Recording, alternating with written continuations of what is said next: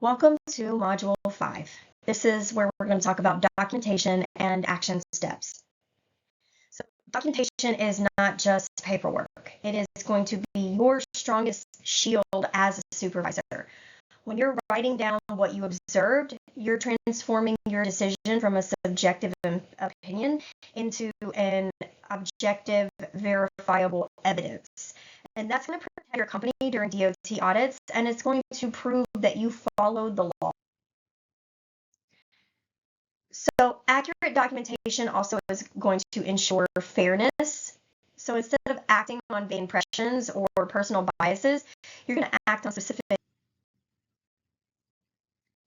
This is going to help keep the process objective and professional.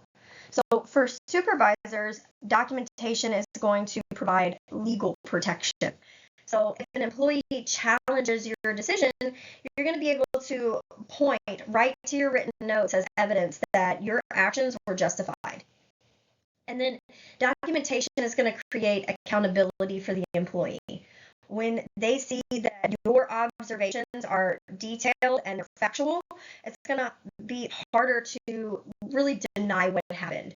And that is going to encourage honesty, and it's going to even motivate employees to seek help. We document our reasonable suspicion. We always want to start with what are the basics?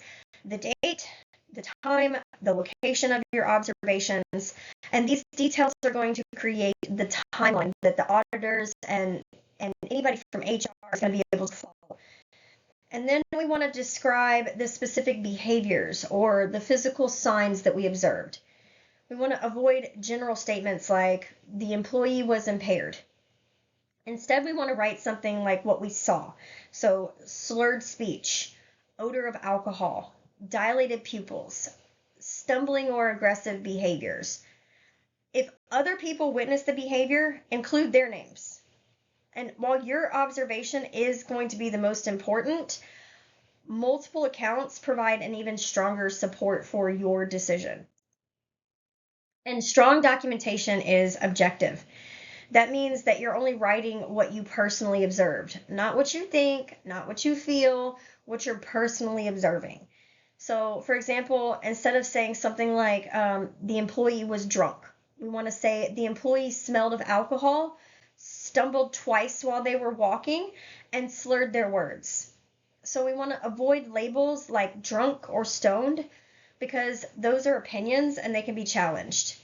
Facts like bloodshot eyes or difficulty following instructions, those can't be disputed.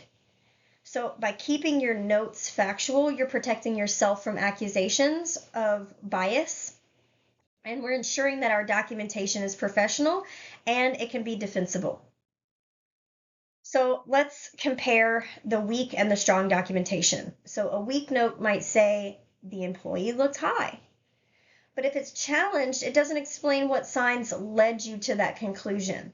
So a stronger note would be at 10:15 a.m. in the warehouse, I observed that the employee's pupils were dilated, their speech was rapid, and they appeared restless, pacing back and forth.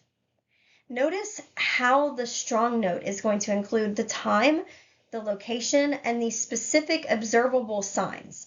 This type of documentation makes your decision defensible and very clear. And when you're in doubt, just ask yourself, if someone else read my notes later, could they picture exactly what I saw? If the answer is yes, then you've written good documentation. And supervisors sometimes make mistakes when they're documenting. So the most common error is using that vague language like they seemed off, right? Or they acted strange. And those phrases don't mean much to an auditor or to an HR manager. Another mistake is forgetting to record the time and the place. Those details are going to be essential for creating a clear timeline. When we're writing like personal opinions or speculation, like I think he uses drugs at home, that's another misstep. Stick to the workplace and what you directly observed.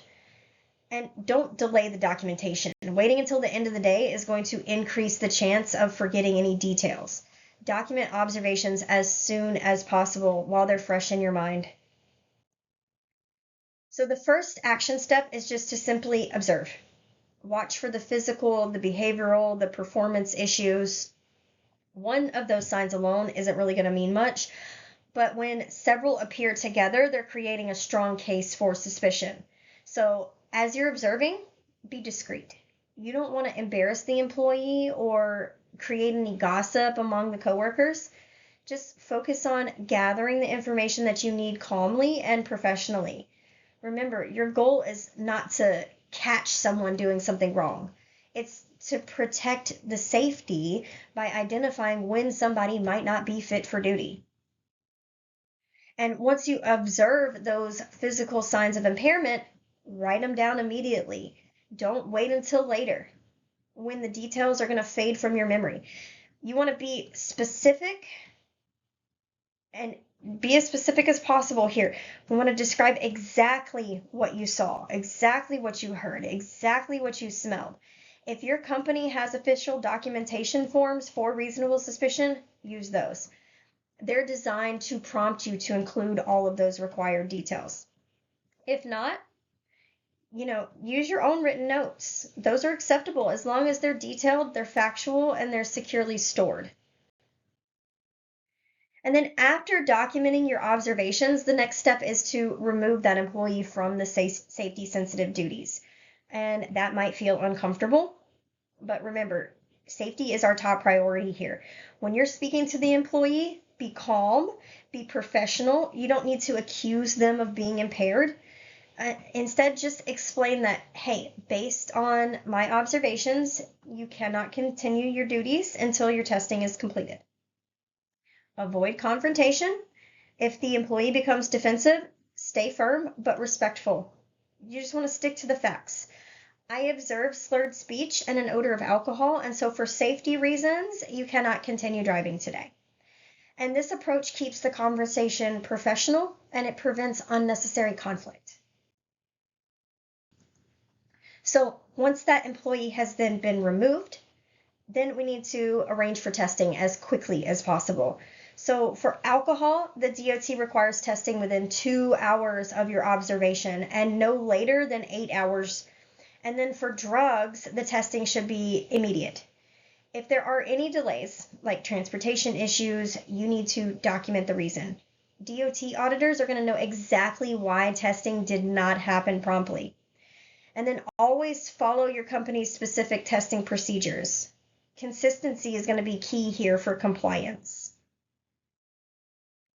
And then the final action step here is maintaining confidentiality. So only share details with HR or the designated management. The other employees do not need to know. They don't need to gossip or create legal or ethical issues.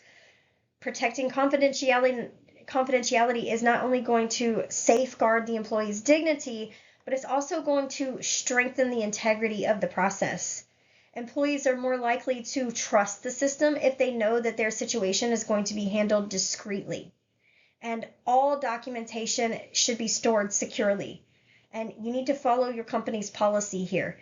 This ensures that your records are available for audits, but not accessible to unauthorized individuals.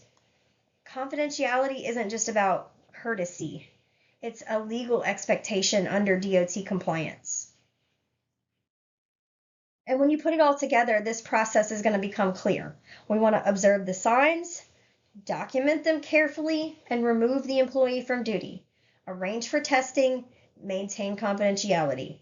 Each step is building on the last, and skipping even one of these steps can really undermine the entire process. So let's say, for example, if you remove an employee, but you don't document your reasons for it, the company may not be able to defend your decision in an audit. And when you follow these consistently, this process is going to protect the safety of others. It's going to ensure compliance, and it's going to give the supervisors confidence that they are doing the right thing. So imagine that you notice an employee at 9:45 a.m. in the yard. They have slurred speech. They have a strong odor of alcohol, and they start stumbling while they're walking. And you immediately document those signs and include the time and place. And then you calmly inform the employee that, hey, based on your observations, they cannot continue their duties. You remove them from their safety sensitive task and arrange for a test within 2 hours. This case shows how straightforward the process can be when you follow the steps: observe, document, remove, test, maintain confidentiality. So to summarize here, documentation is going to be your strongest tool. Be specific, be factual, and write down everything that you're observing. Avoid opinions, avoid vague language. The 5 action steps: observation, documentation, removal, testing, and confidentiality must always be followed in that sequence. Together, they're going to form a foundation of reasonable suspicion compliance. So as a supervisor, your actions are going to protect lives, they're going to protect your company, and they're going to protect you legally. And when you follow this process, you're fulfilling your role with confidence and with professionalism.